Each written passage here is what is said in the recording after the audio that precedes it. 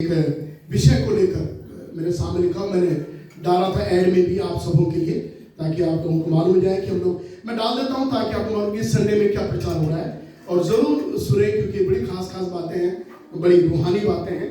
और आज सुबह मैं दंडवत करने के बारे में, आप जानते हैं हिंदी का शब्द दंडवत जो बड़ा इग्नोर किया जाता है। कुछ लोग, बहुत से लोग, चाहे वो कोई भी धर्म के हो, किसी प्रकार की भक्ति करते हो, लेकिन वो दंडवत के बारे में नहीं जानते। देखिए, मुझे मालूम नहीं औरों के बारे में, लेकिन बाइबल बड़ी खूबसूरती से बताती है कि दंडवत करना क्या होता है। आपको मालूम है, जिस पोजीशन पर ये इंसान लेटा हुआ है, इसको बोलते हैं दंडवत करना। दंडवत करना, प्रणाम करना, है ना जी, आराधना करना। तो आराधना का करने का तरीका ये भी है कि आप परमेश्वर को दंडवत करें। और देखिए, ये शब्द जो है, मैंने बताया आपको, ये क्योंकि हम लोग बड़े इस जमाने में रह रहे हैं और बड़े हम लोग बहुत वीआईपी टाइप हम बिहेव करते हैं। हम लोग बहुत एडवांस्ड टेक्नोलॉजी में रह रहे हैं, कंप्यूटर के ज़माने में रह रहे हैं, सब कुछ बड़ी हाई फाई है और दुनिया जाने कहाँ पहुँच रही है, लोग जाने चांद पे जा रहे हैं। ऐसी बड़ी बड़ी बात करने वाले लोग कभी भी दंडवत नहीं करते। अगर आप सचमुच में इस फॉर्मूला को सीख जाएंगे आज सुबह, देखो, प्रभु ने बड़ा अद्भुत तरीके से मुझे ये मैसेज दिया। मैं तारीफ करता हूँ और मैं धन्यवाद देता हूँ, परमेश्वर ने मेरे मन में ये उपजाया और केवल एक पद ने मुझे मोटिवेट किया सुबह। हालांकि मैं उन पदों को आगे कुछ और बताऊंगा, लेकिन मैं उस पद को जोर देना चाहता हूँ। और भजन संगीता में लिखा हुआ है, वो पद नहीं है। भजन संगीता के, अगर आप 96 भजन संगीता, उसके 9 पद में परमेश्वर वचन में लिखा हुआ है, पवित्रता से शोभायमान होकर यहोवा को दंडवत करो। इसका मतलब परमेश्वर हम सबसे चाहता है कि हम अपने जीवन में सीखे दंडवत करना क्या होता है ना जी। इतने ज्यादातर लोग आजकल की, आप चर्च में जाइए, लोग जाते हैं कुर्सियों में और बड़े सूट साट पहन के, और लोग कुर्सी ढूंढते हैं अपने, हाँ कुछ ठीक, ओके ठीक। और देखिए, लोग परमेश्वर की आराधना करने आए हैं, लोग बैठते हैं आराम से यूं बैठ जाते हैं चर्च। हाँ, आइए प्रार्थना करें, हाथ उठा दें, अरे कर देते हैं। लेकिन बताओ आपको, अगर आप सचमुच में देखेंगे, आप पाएंगे बाइबल में परमेश्वर कह रहा, पवित्रता से शोभायमान होकर यहोवा को दंडवत करो। और दंडवत कैसे करना? ऐसे करना जैसे दंडवत करना। एक तस्वीर और भी इसके आगे देखिए, ये दंडवत करने के फॉर्मूले हैं। और आप जानते हैं, इस दंडवत करने में शक्ति है। इस दंडवत करने में देयर इज पावर। आप शक्ति देखेंगे। अगर आप जिस वक्त, मैं नहीं चाहता कि आप ड्रामा करो चर्च में आप लेट कर जाओ, मैं नहीं कह रहा आपसे। आप कभी अकेले में भी जब प्रभु की उपस्थिति में बैठते हैं, आप ये कर सकते हैं ऐसा, क्योंकि ये आपको शक्ति देगा। एक आगे वाले द्वारा डालिए, आगे वाले में, यदि आप प्रभु को दंडवत करेंगे, सुनिए ध्यान से, तो आपको मनुष्य के आगे झुकना नहीं पड़ेगा। हालेलुया। अगर आप परमेश्वर के सामने झुकते हैं, तो आपको इंसान के सामने झुकने की जरूरत नहीं पड़ेगी। आप समझ रहे? It's very powerful. ये जो तरीके से लेटा हुआ है इंसान, ये बहुत शक्तिशाली एक्ट है। ये आपको परमेश्वर के सामने दीन बनाता है। अब मैंने इस बात को नोट किया है, ये बाइबल में इसीलिए दंडवत करना, मुंह के बल गिर जाना, औंधे मुंह लेट जाना, और ये आपके पूर्ण समर्पण को दिखाता है। खुद को परमेश्वर की महिमा के सामने छोटा बनाना और अपने आप को नम्र करना, दंडवत करना होता है। खुदा के सामने छोटा बनाना। मैंने बताया कि आप चर्च में गए, आज यहाँ बोलो, मिस्टर वो आए हैं। परमेश्वर कभी भी हमको आशीष नहीं देगा जब तक हमारा बिहेवियर ऐसा ना हो। दोबारा डाल दीजिए, ये रखिए, इसको समझ, मुझे बहुत अच्छा लग रहा है तस्वीर ये वाली। अगर आप इस प्रकार से परमेश्वर के सामने कभी आप करते हैं, अच्छा, ये बातें बताने की नहीं है, और आपने मैंने 10 बार दंडवत किया, आप ना बड़े लोगों का, ये आपका पर्सनल रिलेशनशिप आपका परमेश्वर से है। जब कभी आप एकांत में होते हैं, आप करिए ऐसा। हालेलुया। आप करके देखो, आप करिए और देखिए कैसा परमेश्वर आपको आशीष देता है। आप सचमुच महसूस करेंगे, आप परमेश्वर के सामने नम्र और दीन होकर उसकी महिमा के लिए के सामने आप झुक रहे हैं। किस इंसान के सामने झुक रहे हैं? कोई आपने देखा, आप प्रभु के सामने झुक रहे हैं, और सीख ले, ये सब बड़ा अच्छा तरीका प्रणाम करने का परमेश्वर को। हम इंसान के सामने झुकते हैं, इंसान के सामने झुकने की आपको जरूरत नहीं है। अच्छा मुझे नहीं ये नमस्कार बहुत सा होता है लोगों का, कोई लोग जाएंगे ना बाबू जी नमस्ते, है ना, आपने कोई करते लोग, लेकिन अच्छा है, मैं बुरा नहीं बोल रहा उसको, इट्स वेरी नाइस, ये किसी को प्रणाम करने का तरीका अच्छा लगे, बाबू जी नमस्ते। अच्छा पहले जमाने में तो लोग पैर छू लेते थे, बाबू जी नमस्ते, माता जी नमस्ते, यूं कर लेते थे, है ना जी। अभी क्या हो गया नए स्टाइल के, बाबू जी नमस्ते नहीं, आप देख रहे स्टाइल, देख रहे आप लोगों के बच्चे बदल गए हैं, और अब तो ये हो गया, छोड़िए अब तो ये करना छोड़ दिया, अब तो बाबू जी ओके ठीक है आप नमस्ते, अब वो चला गया पूरा पैर छूना, जो पहले संस्कार दिए जाते थे बच्चों को, बेटा बेटा बड़ों के पाँव छू चलो, अपने बच्चे, वो बच्चे नहीं करते, अब तो बाबू जी नमस्ते, और ठीक है नहीं कर लेते। अच्छा मैं इसको बुरा नहीं बोल रहा, लेकिन आप कोशिश करें अगर आप मनुष्य के पाँव न छूए तो परमेश्वर के सामने, जो सारी जगत को बनाने वाला परमेश्वर है, वो उसके सामने अपने आप को दंडवत कर दें आपको। और आप देखिएगा, मैं एक पद पढ़ने जा रहा हूं जो आपके जहन में बिल्कुल नहीं होगा, मैं बताऊं आपने किसी ने भी इस पद को पहले कभी समझा नहीं है ना पढ़ा है, और ये पद की कीमत 1 करोड़ रुपया है। इब्रानियों की पत्री 11 अध्याय, जहां पर विश्वास करने वालों की सूची लिखी गई, people who had faith in God, जिनका विश्वास परमेश्वर पर था, वो लोगों की सूची लिखी हुई वहां पर में। और सुनिए उसके एक पद को मैं आपके लिए चाहता हूं, कोई जिन्हें मेरे लिए पढ़े इस पद को, इब्रानियों की पत्री 11 अध्याय 21 पद को, और बहुत ध्यान से पढ़ना। विश्वास ही से याकूब ने मरते समय, सुने याकूब ने मरते समय यूसुफ के दोनों पुत्रों में यूसुफ के दोनों पुत्रों को एक एक को आशीष दी, और अपनी लाठी के सिरे पर, और अपने लाठी के सिरे पर सहारा लेकर, सुनिए सहारा लेकर दंडवत किया। Hallelujah, hallelujah. ये 1 करोड़ रुपए बात पता है जो आपने कभी आपने पढ़ा भी नहीं हो, पढ़ा हो लेकिन आपको समझा नहीं होगा। याकूब ने अपने मरने से पहले, सब ध्यान देना क्योंकि मैं आज मैसेज को पूरा नहीं दे पाऊंगा, ये बहुत लंबा चौड़ा बात है। याकूब ने मरने से पहले, सुनिए एक इंसान मर रहा है, उसका प्राण निकलने वाले, बूढ़ा हो चुका है, उसने अपने दोनों पोतों को बुलाया। कौन थे दोनों पोते? हाँ यूसुफ के क्या नाम था उनका? आप बाइबल पढ़ा करो। एफ्रेम और मनश्शे, ये दोनों आए। याकूब ने दोनों पोतों को आशीष दिया। क्या कर रहा है? मरने वाला। सुनिए, एक इंसान मरने वाला है, वो मरने से पहले आशीर्वाद दे रहा है। दुनिया में लोग ऐसा नहीं करते, मरने से पहले जितना खुराफाती करना चाहते हैं वो कर लेते हैं। मरने से पहले वो लोग अपनी LIC की पॉलिसी के बारे में सोच लेते हैं। मरने से पहले अपना बैंक बैलेंस चेक करवा लेते हैं। वो लोग बेटा तो देख आना कितना बैलेंस है। मरने से पहले वो बच्चों में पैसे का सेटलमेंट कर लेते हैं। कई लोग नहीं करते मरने से पहले। डॉक्टर कह दिया अभी जिएंगे नहीं, बहुत हफ्ते बाद 10 दिन के बाद नहीं, तो उससे पहले बच्चों को बुलाओ, चलो बनाओ विल बनाओ सबकी। 4 बेटे, चारों को 25 लाख 25 लाख 25 लाख 25 लाख दे दो लोग। वो जमीन उसकी, छोटे वाली की, उसकी बड़ी। माँ बाप सेटलमेंट करते हैं। ये क्या करें? मरने से पहले। याकूब मरने से पहले आशीर्वाद दे रहा है।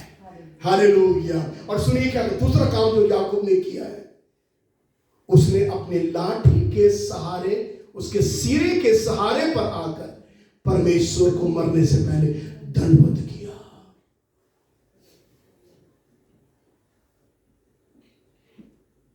याकूब ने मरने से पहले आशीष दी। और सुनिए, हमेशा लोगों को जीवन में, अपने लोगों को आशीर्वाद दीजिए, श्राप मत दीजिए कभी किसी को, क्योंकि आपको श्राप देने का कोई हक नहीं।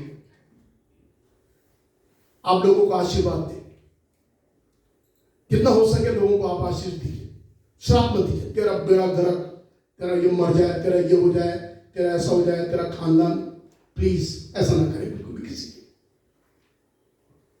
बाइबल में लिखा हुआ है, पतरस कहता तुम आशीष के वारिस होने के लिए बुलाए गए हो, श्राप देने के लिए। आपके पास जो होगा आप वो देंगे।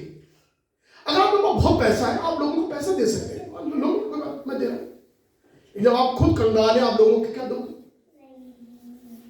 तो यदि आपके पास आशीर्वाद है, परमेश्वर ने आपको आशीष दे, तो आप आशीष देंगे। परंतु ये अगर आप श्राप दे रहे हैं, इसका मतलब आप खुद श्रापित हैं। क्योंकि आपके पास श्राप है ना, वो भरा हुआ आपके अंदर, दिल में श्राप भरा हुआ है दुनिया भर लोगों के लिए। तो क्योंकि श्राप भरा हुआ है, इसलिए आप लोगों को बोलो तेरे साथ ऐसा हो जाए, तेरे साथ ऐसा हो जाए, तेरे साथ ऐसा हो जाए। क्यों? क्योंकि आपके अंदर खुद श्राप भरा हुआ है। एक श्रापित व्यक्ति ही दूसरों को श्राप दे सकता है, परंतु आशीष पाए हुआ व्यक्ति हमेशा दूसरों को आशीष देगा। हालेलुया। परमेश्वर ने याकूब को आशीष दी थी। याकूब अपनी आशीषों को, अपने पोतों को चैनलाइज कर रहा है और उनको ब्लेस कर रहा है। हालेलुया। उनको कह रहा है मेरे दोनों पोतों, मैं तुम्हें आशीष देता हूं। मरने से पहले एक इंसान लोगों को आशीर्वाद देता रहा। दूसरा काम जो याकूब ने किया मुझे बहुत पसंद है, वो दिल को छूने वाला काम है। देखो मरने वाला आदमी क्या कर रहा है, मरने वाला आदमी ने क्या करा, दोबारा पढ़ना एक बार सिस्टर मोनिका, दोबारा पढ़िए। विश्वास ही से आगे बढ़ा आगे। इसके बाद के दोनों पुत्रों में से एक को आशीष के बाद में क्या है, अपनी लाठी के और अपनी, सॉरी मैं ये लाया, अपनी लाठी के सिरे पर सहारा लेकर दंडवत किया। अब सुनिए उसने क्या किया, उसने लाठी ली। अच्छा लाठी क्यों थी, बात बताओ, लाठी उसके हाथ में क्यों थी? लाठी, एक आदमी बुजुर्ग मरने वाला है, प्लीज समझ जाइए, एक इंसान मरने वाला, उसके प्राण निकलने वाले, वो मरने से पहले आशीष दे रहा है। दूसरा काम जो बड़ा विचित्र है वो कर रहा है, तो दुनिया में कोई नहीं कर सकता है। याकूब ने अपनी लाठी ली, लाठी के सहारे ऐसा हुआ क्योंकि वो झुक नहीं सकता था, दंडवत करना माना लेट जाना परमेश्वर के सामने, मुंह के बल गिर जाना, क्योंकि इतना बुजुर्ग था बेचारा। तो उसने अपनी लाठी ली, लाठी का सहारा लिया ऐसे करके, और ऐसे करके यूं झुका अपने बुढ़ापे में, और परमेश्वर को उसने लाठी के सहारे ऐसे दंडवत किया। Hallelujah, yes Lord, yes Jesus, hallelujah. कितने क्रिश्चियन करते हैं ऐसा, हाँ क्रिसमस में टाई लगा के चर्च चले जाते हैं, कभी दंडवत किया प्रभु को? एक इंसान मरने से पहले आशीर्वाद देके दुनिया छोड़ रहा है, और परमेश्वर को दंडवत करके उसके प्राण निकलने वाले हैं। ओ मेरी प्रार्थना प्रभु से यही है, हमारे जब प्राण निकले, हम दंडवत करते हुए हमारे प्राण निकल जाए। Hallelujah, hallelujah, hallelujah. हम मरने से पहले लोगों को आशीर्वाद देके जाए, मेरे बच्चे मैं तुझे आशीर्वाद देता हूँ, मेरी बेटी मैं तुझे आशीर्वाद देता हूँ, मेरे माँ बाप मैं आपको आशीर्वाद देता हूँ।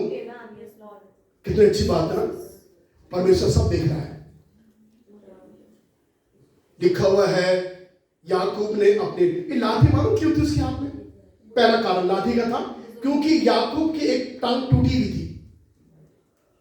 बराबर टूटी क्यों थी? क्योंकि सरदूत ने उसकी नस पकड़ ली थी, जांग पकड़ ली थी। और कई बार जब आपके जांग में कोई नस पकड़ लो ना, आपको मतलब आप में भी कई बार नस चढ़ जाती है उस तरह से, तो सरदूत ने उसकी नस पकड़ ली थी, तो वो लंगड़ाता था।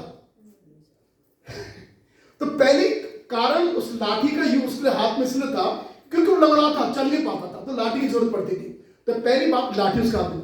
दूसरा कारण याकूब के हाथ में लाठी होने का यह था क्योंकि याकूब एक चरवाहा था। आप जानते हैं कि याकूब मिस्र देश में आया, तो वहां पर मिस्र देश में मिस्री लोग चरवाहों को पसंद नहीं करते, उनको लोग खास समझते थे, उनको पसंद नहीं करते थे। याकूब पास लाठी थी उस समय में, तो चरवाहा लाठी रखेगा। दूसरा कारण याकूब का चलता है कि उसकी एक हड्डी छुआ था परमेश्वर ने उसको, और लाठी हमेशा परमेश्वर की सामर्थ और परमेश्वर के अधिकार को दिखाती है। इसका मतलब आप परमेश्वर के अधिकारों में होकर, परमेश्वर की सामर्थ में होकर आप प्रभु के सामने झुक सकते हैं। हालेलुया। आप लोग आज बहुत क्या बात है, निराश लग रहे हैं आप लोग, सब आज दुखी लग रहे हैं। ऐसा लग रहा है आपकी लॉटरी नहीं लगी, आपका बैंक बैलेंस सारा गड़बड़ कर रहा है। आप डरिए मत, परेशान मत होइए बात से। ये कोई जीवन का एंड नहीं है हमारा, हमको आगे बढ़ना है। हालेलुया। हमको बहुत आगे तक पहुंचना है जीवन में।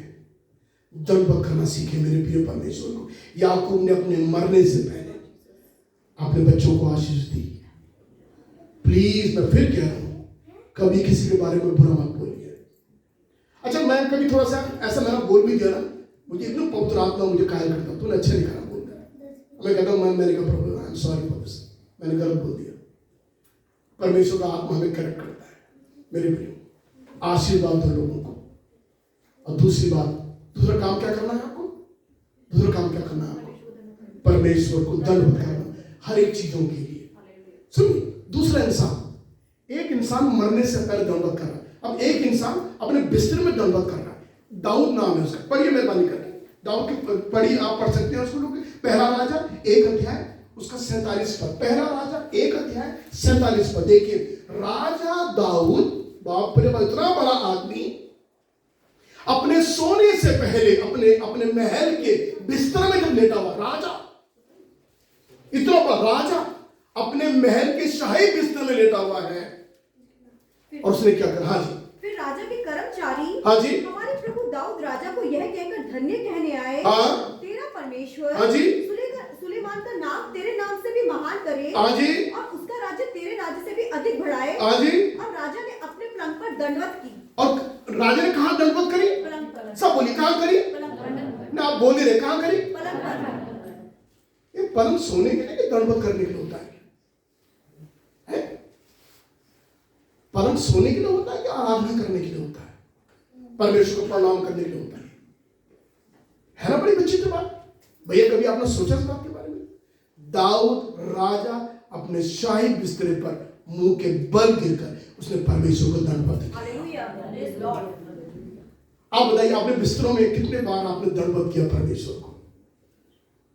हम सीधे से सो गए, कभी आप औंधे मुंह लेटे, मुंह नीचे करके, तब बोला परमेश्वर धन्यवाद हो आज के पूरे दिन के लिए, मैं आपको धन्यवाद देता हूं। सुनिए, आप क्या कर रहे हैं ये महत्वपूर्ण नहीं है, आप क्यों कर रहे हैं ये महत्वपूर्ण है। परमेश्वर हमारा एटीट्यूड देखता है, हमारा स्वभाव देखता है। याद रख लीजिए, आप चर्च में आ रहे हैं, ये एक कोई बात नहीं है, आप कहीं और भी जाते हो, चर्च में क्या बड़ा काम क्यों कर रहे हैं, लेकिन उस समय का आपका आने का जो एटीट्यूड है, परमेश्वर उसको आशीष देगा। हालेलुया। आप कितनी मुश्किलात उसको झेल कर आप आराधना में आ रहे हैं, लोगों का विरोध सह कर आप आराधना में आ रहे हैं, लोग आपको बुरा बुरा घर में कह रहे हैं तो भी आप आराधना में आ रहे हैं, प्रभु वो देखता है। सुनिए, आप कितना प्रभु को दान करते हैं, और आप कह रहे तो करते भी बिल्कुल करते हैं, वो कितना दे रहे हैं, आपका देने का जो स्वभाव है परमेश्वर उसको आशीष देता है। सीरियस बात हो, आप क्या कर रहे हैं वो बहुत महत्वपूर्ण है आपके जीवन में। तो दाऊद राजा अपने शाही बिस्तर में, राजा औंधे मुंह लेटा बिस्तर में अपने, और सोने से पहले उसने परमेश्वर को दंडवत किया। हालेलुया, खुदा का शुक्र है, उसके नाम की स्तुति होने पाए। अब एक बड़ी प्यारी सी बात आपसे करने जा रहा हूं, मेरी बात को ध्यान से सुनना। इसने मुझे आशीष दी है, मैं चाहता हूं मैं आशीष आपको बांट दूं। इब्राहिम का लड़का जो इजहाक था, उसकी शादी की बात हो रही थी कि लड़की ढूंढनी है उसकी, और देखो कितना अच्छा बात होता है। तो इब्राहिम बूढ़ा था तो वो लड़की देखने नहीं जा रहा था अपने लड़के के, जवान बेटा घर में था इजहाक। तो उसने अपने नौकर से कहा, तो एक काम कर, तू जा और मेरे लिए एक लड़की देख के आ। और कहां जा तू? उसने कहा तू मेरा जो गांव है, हम गांव बोल सकते हैं उसको, या जो मेरा देश है, और मेरे देश की या मेरे गांव की लड़की ही लेके आना मेरे बेटे के लिए। उस दास का जो नौकर था घर में, उसका नाम एलियाजर था। क्या नाम था उसका? एलियाजर, बहुत सुंदर नाम है। उसने एलियाजर ऐसा है, देख मैं बूढ़ा, मैं अपने बेटे के लिए बहू ढूंढ के नहीं ला सकता, तू जा मेरे खानदान में, तू मेरे परिवार में, मेरे गांव में, वहां से मेरे बेटे के लिए लड़की देख के आ। सुनना बहुत ध्यान से, बहुत अच्छी बात है, मैं बोलने जा रहा हूं आपसे। और उसने कहा कोई पराई लड़की मेरे लड़के के लिए लेके मत आना। देखो ये लोग कितने कट्टर थे अपने विश्वास में। उसने कहा जो लड़की परमेश्वर यहोवा पर भरोसा रखती है, जिसका विश्वास परमेश्वर पे है, वही लड़की मेरे बेटे के लिए लेके आना। अरे बात तमाम जवानों से कहना चाहता हूं जिनकी शादी भी करनी है, अपने लिए एक ऐसी लड़की ढूंढना जो प्रभु यीशु को प्यार करती हो, जो यीशु की आराधना करती हो। अपने लिए ऐसा लड़का ढूंढना जो परमेश्वर को महिमा देता हुआ हो। बादल होना मत पड़ेगा, मैं तो लड़की, मैं तो बर्बाद हो गई। प्लीज आप बाद में पछताना मत, वो हमारी बेवकूफी से होगा जो होगा। सो उसने उससे शपथ दिलवाई अपने नौकर से, तुम मुझसे कसम खा के बोल कि लड़की तू मेरे खानदान में से, मेरे गांव से और मेरे देश में से लेके आएगा, बाकी कोई तो लड़की नहीं आएगा। उसने कहा ठीक है।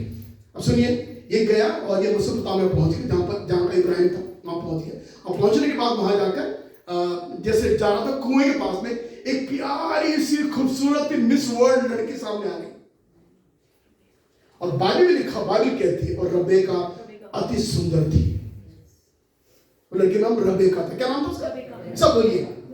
सुनिए, जब आपकी लड़की होगी ना, उसका नाम रबेका रखिए। लेकिन बता दें कि ये चर्च में जो पास्टर प्रचार करता था, तब मैंने अपनी लड़की का नाम रबेका रखा। रखिए रबेका, ब्यूटीफुल नेम, सुंदर नेम, इब्रानी नेम है। एक लड़की, प्यारी सुंदर सी खूबसूरत सी गोरी चिट्टी यहूदी लड़की कुएं में पानी भरने के लिए आ रही है। इब्राहिम के नौकर एलियाजर ने जब उसको देखा, प्यारी लड़की, तो उन्होंने उससे मालूम किया कि बेटा आप कौन हो करके। कह रही मैं फला फला की बेटी हूं। तुरंत से एलियाजर को मालूम हो गया मैं सही जगह आ गया, क्योंकि ये वही खानदान था जिस खानदान की लड़की देखने आ रहा था। आप समझ के बात, ये हो गया।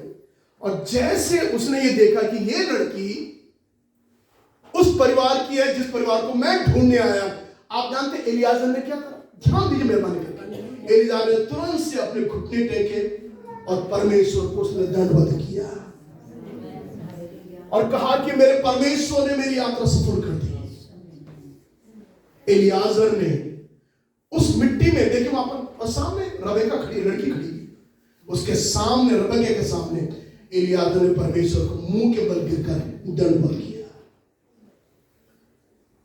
है? क्या जरूरत थी करने की ऐसी? मिट्टी, रेगिस्तान, वहां पर मिट्टी पड़ी हुई, वहीं झुक रहा। आप कहां झुकते हैं ये इंपॉर्टेंट नहीं है, आप कब झुक रहे हैं, कैसे झुक रहे हैं, ये महत्वपूर्ण है। एक बात दंडवत किया। अब उसके बाद में उसने कहा बेटा चलो मुझे अपने घर ले चलो। क्या वो घर गया? मैं कहानी में बहुत लंबी चौड़ी कहानी, घर ले गई। घर जाकर उसने देखा उसके फादर, उसका भाई, उसका था वहीं पर, उससे बातें करी। तो उसने कहा कौन है? करी मैं इब्राहिम का नौकर हूं, मैं लड़की देने आया हूं और मुझे आपकी लड़की पसंद है अपने स्वामी के बेटे के लिए, तो इसलिए, और मेरी यात्रा परमेश्वर सफर कर दी। उसके पिता ने तुरंत बोल दिया ठीक है हम तो तैयार हैं, है ना जी। और जैसे इसने बोला हम तैयार हैं इस चीज के लिए, फिर एलियाजर झुका जमीन पर और फिर मुंह के बल गिरकर परमेश्वर को धन्यवाद प्रभु, शादी की बात पक्की हो गई है। बस जब आपकी शादी की बात पक्की हुई, आपने ऐसा मुंह के बल गिरकर परमेश्वर को धन्यवाद दिया, धन्यवाद प्रभु तो मेरी शादी के लिए, एक अच्छी लड़की देने के लिए, एक अच्छा लड़का देने के लिए। और सुनिए, जैसे एलियाजर ने दूसरी बार परमेश्वर धन्यवाद किया, तुरंत से रबेका के पापा ने उसको पूछा बेटा इस आदमी के साथ जाएगी तो क्या? रबेका ने तुरंत हाँ कर दिया, मैं जाऊंगी इसके साथ में। क्यों जाएगी? वो एक बात के बारे में ये कहती होगी उनसे, एक अजनबी के साथ में जा रही है और जिससे शादी हो रही वो भी अजनबी है, उसको कभी जानती नहीं, कभी देखा नहीं है, उसके साथ जाने को तैयार हो गई रबेका। उससे पूछा क्यों? तू क्यों जाना चाहती है अजनबी के साथ में? तू क्यों उस अजनबी लड़की से शादी करने को तैयार है? रबेका आपसे एक ही बात बोलेगी, मैंने उनके दास को, इस दास को 2 बार परमेश्वर को दंडवत करते हुए देखा, और जब मैंने इसको दंडवत करते हुए देखा मैं इसके साथ जाने को तैयार हूं। सुनिए, मैं आपसे कहना चाहता हूं, आप अपने दोस्त, अपने यार उन लोगों को बनाओ जो परमेश्वर को दंडवत करते हैं। हालेलुया। गुंडे लोगों से बचो, सिगरेट पीने वालों से बचो, शराब पीने वालों से बचो, बचाइए अपने आप को इन लोगों से। ये आपके लिए घातक लोग होंगे, आपके लिए जो गाली देते हैं गंदी गंदी, उनसे बचिए। उनको बोलो ठीक है भैया, okay okay bye bye, okay मैं जा रहा हूं, बस आज से मेरी दोस्ती खत्म, जा रहा हूं। अगर आप देखेंगे कोई ऐसी चीज है जो आपके लिए ठीक नहीं है, आपके आत्मिक जीवन के लिए, उनको टाटा बाय बाय कर दो, क्योंकि ये वो लोग हैं जो आपको आत्मिक जीवन में कभी बढ़ने नहीं देंगे। आपको देखो, वो लड़की तैयार हो गई एक अजनबी आदमी के साथ जाने के लिए और एक अजनबी लड़की से शादी करने के लिए। जब उसने देखा ये इंसान जो मुझे लेने आया है इसने 2 बार परमेश्वर को दंडवत किया। और अक्सर आप उनके साथ चलो जो परमेश्वर की आराधना करने वाले लोग हैं और जो परमेश्वर को दंडवत करते हैं। हालेलुया। खुदा का शुक्र होने पाए, प्रभु यीशु मसीह के नाम की स्तुति होने पाए। ज्योतिषी पूर्व देश से यीशु बालक को देने के लिए यरूशलेम पहुंचे। अभी क्रिसमस था ना, कौन से महीने में था? बोलिए कब था, कौन तारीख में था? हाँ, सबको मालूम है। पूर्व देश से ज्योतिषी आए। अब सुनिए, जब आए तो आप जानते हो खाली हाथ नहीं आए थे। वो जब अपने साथ में उस गिफ्ट को अपने साथ में लेके आए थे। और बाइबल में लिखा हुआ है जब वो पहुंचे तो आने के बाद, इतने लंबी यात्रा करने के बाद, इतना परिश्रम करने के बाद, इतनी मेहनत करने के बाद वो यीशु बालक के पास पहुंचे। 2 काम उन्होंने किए। सबसे पहले लिखा हुआ है, उन्होंने, सुनिए, उन्होंने क्या करा? है यीशु, जय मसीह की, प्रेज़ द लॉर्ड, ठीक है, बड़ा अच्छा, 2 साल हमने आपके लिए परिश्रम झेल कर आपके पास पहुंचे। Okay, very good, Jesus, nice, आपको देखकर बड़ा अच्छा लग रहा। ऐसा करा उन्होंने? सब बोलिए क्या करा उन्होंने? सब बोलिए क्या करा उन्होंने? उन्होंने, ज्योतिषों ने मुंह के बल गिरकर यीशु बालक को प्रणाम किया। ज्योतिष इतने पढ़े लिखे लोग इतनी लंबी यात्रा करके पहुंच रहे, यीशु बालक के सामने झुककर मुंह के बल गिरकर उन्होंने यीशु को प्रणाम किया। दूसरा इनमें से कोई उन्होंने किया, शायद जैसे लेडी कर रही इस तरह से किया या ऐसा किया। ये तरीका है करने का, प्रणाम करने का तरीका, दंडवत करने का तरीका। इतने बड़े लोग एक छोटे से बालक के सामने मुंह के बल गिरकर उसको दंडवत किया। अब आप सुनिए, दंडवत करने वालों का परिणाम क्या होगा, उनका एंड क्या होगा जीवन में। जब याकूब ने परमेश्वर को मरने से पहले दंडवत किया, उसके मरने के बाद याकूब जो धोखेबाज था वो इज़राइल कहलाया। सी द ब्लेसिंग्स, आशीष दिखा। जिसको कहा जाता है ये धोखेबाज है, वो धोखेबाज इज़राइल कहलाया। दंडवत करने वाले लोग, परमेश्वर की आराधना करने वाले लोग, यीशु के सामने झुकने वाले लोगों को प्रभु कहां ले जाएगा उसका अंदाजा उसको खुद नहीं होगा। याकूब को परमेश्वर ने इज़राइल बना दिया। और देखिए आज तक इज़राइल कहां है। अभी आप जाइए, इज़राइल देश दुनिया में, याकूब का दूसरा नाम परमेश्वर ने इज़राइल रख दिया। कब? जब परमेश्वर ने याकूब को अपने सामने झुकते हुए देख लिया, है ना जी। राजा दाऊद क्या था? एक भेड़ बकरी चराने वाला इंसान था, एक गड़हड़िया था। परमेश्वर को जंगल में बैठ के परमेश्वर की आराधना करना, गीतों को लिखना, सारे भजन संगीता जो आप देखते हैं वो सारे जंगल में बैठ के लिखे, ये परमेश्वर की स्तुति करना। वही दाऊद कहता है, लिखा हुआ है, पवित्रता से शोभायमान होकर यहोवा को दंडवत करो। और जो ऐसा बोल रहा है उसी गड़हड़ियों को परमेश्वर ने इज़राइल का राजा बना दिया। See the blessings. अब आशीष को देख लीजिए आप। इब्राहिम का नौकर, उसको घर का अधिकारी बना दिया। पूरे इब्राहिम के खानदान के घर का अधिकारी इसको बना दिया। उसको इतनी बड़ी पोजीशन दे दी इसको अपने घर में। मेरे प्रियो, हमारा औधा जो है बढ़ता चला जाता है। जब हम प्रभु के सामने झुकते हैं तो इंसान के सामने हम नहीं झुकते, खुदा हमको बढ़ाता चला जाता है। हालेलुया। सुनिए, ज्योतिषी लोगों ने यीशु के सामने जब प्रणाम किया, मुंह के बल गिरा, बाइबल में लिखा, ये वो ज्योतिषी थे जिनको परमेश्वर ने हेरोदेस की तलवार से को बचा दिया। अब जानते हेरोदेस ने क्या कहा? काट दो। वो इंतजारी कर रहा था ज्योतिषी कब आएंगे, उनको मार डाला जाएगा, क्योंकि मेरे साथ धोखा किया उन्होंने। और हेरोदेस की तलवार ज्योतिषियों को मारने के तैयार बैठी थी। जैसे वो प्रणाम करके लौटे, परमेश्वर ने उनके प्रणाम करने के तरीके से, उनके दंडवत करने के तरीके से उनको हेरोदेस की तलवार से बचा लिया। मैं आपसे कहना चाहता हूं, अगर आप दंडवत करते हैं प्रभु यीशु को, अच्छी अच्छी तलवारें आपके पर नहीं आएंगी, मौत छू कर निकल जाएगी। क्यों? क्योंकि हम सर्वशक्तिमान परमेश्वर के सामने दंडवत करते हैं, उसको प्रणाम करते हैं, उसके सामने झुकते हैं। अब मैं चाहूंगा आप अपने घर में करिए, दिखाई मत किसी को, अपना कमरा बंद कर लीजिए, दिखाई मत, मुझे मत दिखाई, बोलिए मत कभी भी।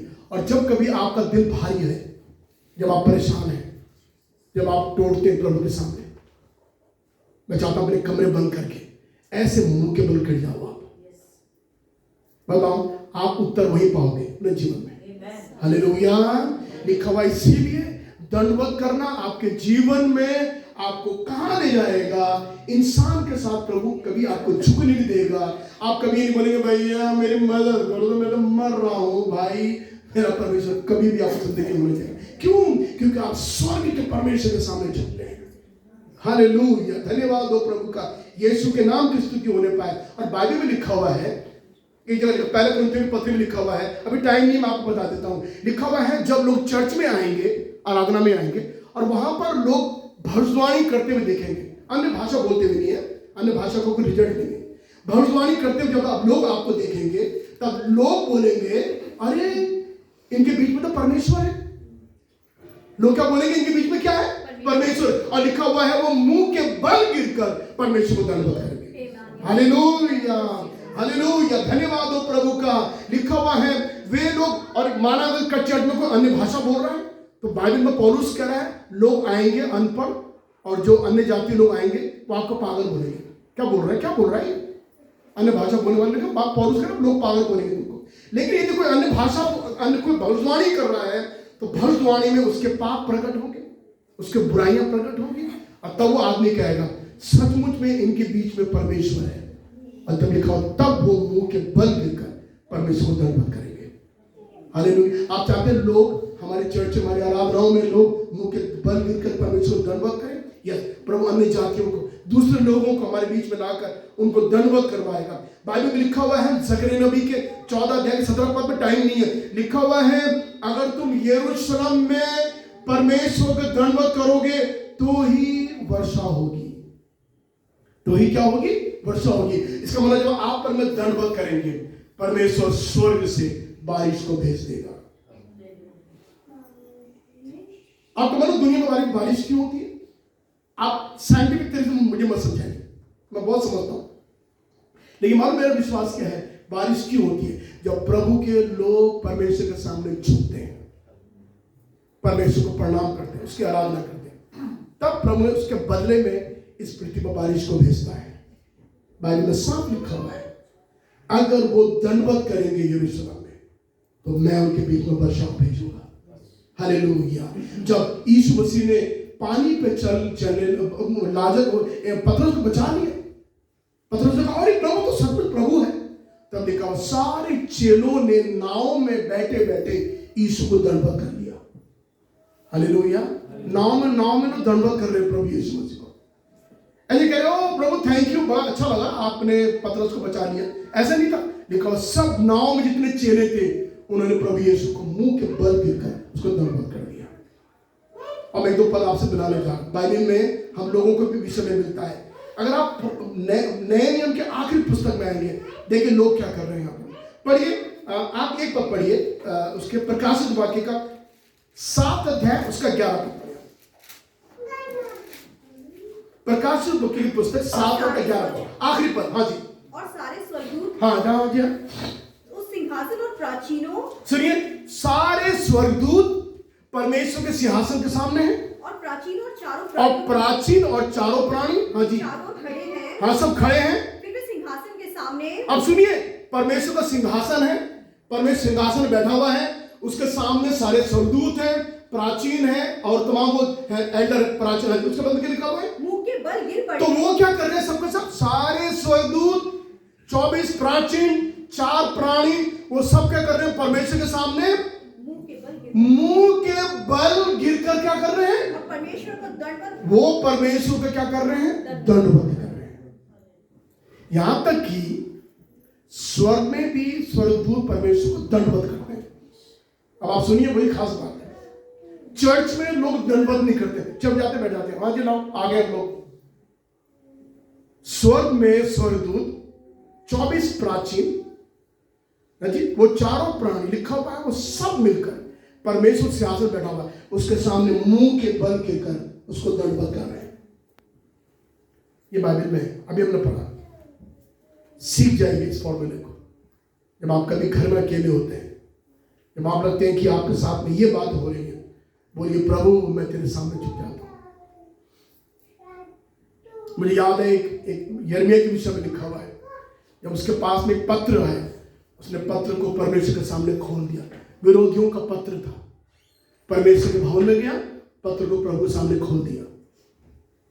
कभी जब आपके पास ऐसे लेटर आते हैं जिसमें आपके धमकी है, आपके लिए कि आपके नौकरी से निकाला जाता है, आपने ऐसा किया है, कानून को कुछ चिट्ठी आपके पास आती है, कोई कोर्ट से लेटर आता है, आपके नौकरी वाले से आपका लेटर आता है, एक नकारात्मक लेटर आता है। कभी आपने ऐसा किया, अपनी चिट्ठी को आपने घुटनों के बल आगे झुके चिट्ठी को खोल दिया प्रभु के सामने, प्रभु देख ये चिट्ठी मेरे पास आई है, आप समाधान करो। मैं आपसे कहना चाहता हूं भाई, में स्वर्ग में स्वर्गदूत परमेश्वर के सामने बैठकर आराधना ही नहीं करते, मुंह के बल गिरकर परमेश्वर की आराधना करते हैं। जब करते हैं तभी वो स्वर्गदूत है। अगर आप और मैं भी दुनिया में रहकर ऐसा करेंगे, अपनी आदत को डालेंगे, तो परमेश्वर हमारे जीवन में भी अपनी आशीषों को बड़े अद्भुत तरीके से दे देगा। परमेश्वर देखेगा मेरा बच्चा मेरे सामने झुक रहा है, मैं मेरे बच्चे को किसी और के सामने झुकने नहीं दूंगा। आप चाहते किसी इंसान के सामने झुके, भाई साहब प्लीज बहुत परेशान, आप चाहते हैं ऐसा करने? आप कभी नहीं करेंगे ऐसा। आप बोलेंगे प्रभु मैं तेरे सामने झुका हूं, मुझे किसी के सामने झुकने मत दे। आप लोग कितना लोग चाहते हैं कभी? अब मैं चाहता हूं अकेले कभी आप जाइए, इस प्रकार से आप प्रभु के सामने दंडवत करें, प्रार्थना करें, प्रणाम करें, उसकी आराधना करें। अपने घरों में अच्छी म्यूजिक बजाइए, अच्छे आराधना गीत सुबह अपने घर में डालिए, आपके घर का माहौल बहुत अच्छा बन जाएगा।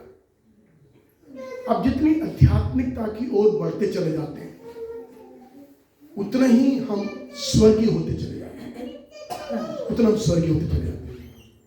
आध्यात्मिक बातों में मन लगाओ, इसलिए बाइबल में लिखा हुआ है शरीर पर मन लगाना मृत्यु है, परंतु आत्मा पे मन लगाना जीवन और शांति है। बोलिए मेरे साथ, बोलिए शरीर पर मन लगाना मृत्यु है, आत्मा पे मन लगाना जीवन और शांति है। आप किस पे मन लगाओ? अपना मन आत्मा पे लगाइए, अपने आप को तैयार करें प्रभु के सामने झुकने के लिए। परमेश्वर आपकी सहायता करें। हम लोग प्रार्थना करके अपनी आंखें बंद करें। हालेलुया। धन्यवाद तेरे खुदा, तेरा शुक्र। आज सुबह